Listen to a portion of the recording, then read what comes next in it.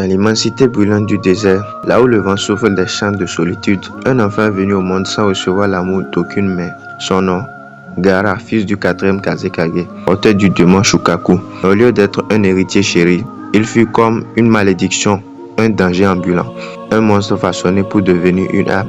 Rejeté par son village, haï même par sa propre famille, Gaara grandit dans un monde où la seule chose qu'il comprenait, c'était la douleur. Sa mère morte à sa naissance, son père voulait l'éliminer. Tout ce qu'il connaissait, c'était la trahison. Il devint alors un être sans foi, sans attache, convaincu que la vie n'avait de sens que dans la destruction.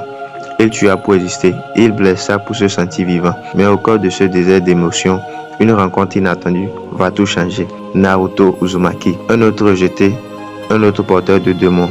Un garçon qui avait su transformer la haine en force, la douleur en espoir. Grâce à cette confrontation, Gaara ouvre les yeux.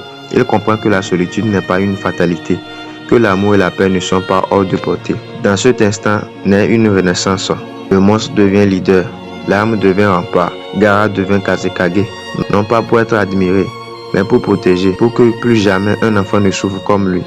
Maître absolu du sable, stratège redoutable, cœur apaisé par l'expérience, il est aujourd'hui respecté dans tous les villages. Gaara est la preuve vivante que même ceux qui naissent dans les ténèbres peut devenir une lumière pour les autres. Et ce ninja, ce n'est nul autre que le grand Kazekage, j'ai nommé Gaara du désert, le Kazekage au cœur de sable.